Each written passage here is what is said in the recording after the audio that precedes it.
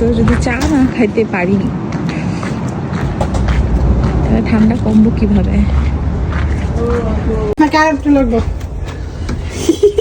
আমরা চা পাতা নিতে আসছি।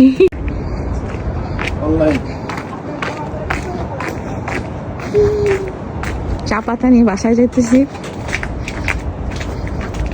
এটা দিয়ে এখন গরম গরম চা বানাবো, তারপরে জানালার পাশে বসে বসে খাবো আর স্নো পড়া দেখবো। এটা কোনো কথা? আমার বাসায় চা পাতি নাই। সকালে ঘুম থেকে উঠে সবার আগে দুইটা কাজ করি। একটা হলো বাসার হিটার অন করি, আর সেকেন্ড থিং হচ্ছে চা বসাই। আজকে চা বসাতে গিয়ে দেখি বাসায় চাপাতি নাই।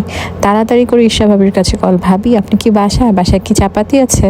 তাড়াতাড়ি পাশের বাসার ভাবির থেকে চাপাতি নিয়ে এসে চা বসিয়েছি, তারপরে খেয়েছি। তো এটাই হচ্ছে বিদেশে পাশের বাসায় বাঙালি থাকার সুবিধা। বাসায় চা পাতা, চিনি, লবণ, পেঁয়াজ কোনো কিছু না থাকলেই পাশের বাসায় দৌড় দেওয়া যায়। চায়ে যে মজা সেটা কিন্তু কফিতে নাই। আর ইদানিং আমার চা না খেলে অনেক বেশি টায়ার্ড লাগে। কিন্তু বাচ্চা কাচ্চা আর জামাইয়ের যন্ত্রণায় একা একা চা খাওয়াও যায় না।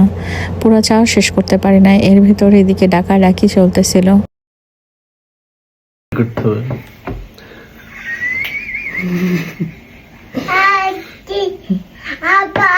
আব্বা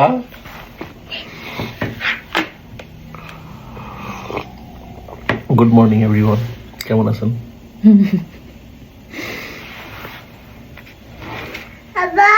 ইয়েস। তো এই যে আমার জামাই খাওয়া দাওয়া শেষ করে সে কাজের জন্য বের হয়ে চলে গেল, আর আমি এদিকে বের হলাম আমার বড় ছেলেকে স্কুল থেকে নিয়ে আসার জন্য। আমার ছোট বেবিটাকে অন্যদিন সাথে করে নিয়ে যেতে হয়, কিন্তু আজকে আর নিব না, কারণ ওর ছোট মামা বাসায় আছে, ওর কাছে দিয়েছি।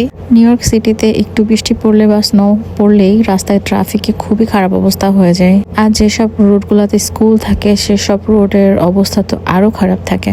এই ঠান্ডার ভেতরে গাড়ি গরম করে, স্নো পরিষ্কার করে, ড্রাইভিং করে স্কুল থেকে বাচ্চাকে নিয়ে আসতে সত্যি অনেক কষ্ট হয়। এই ঠান্ডার দিনে মন তো চায় এক কাপ গরম গরম চা হাতে কম্বলের ভিতরে বসে নেটফ্লিক্সে মুভি দেখতে।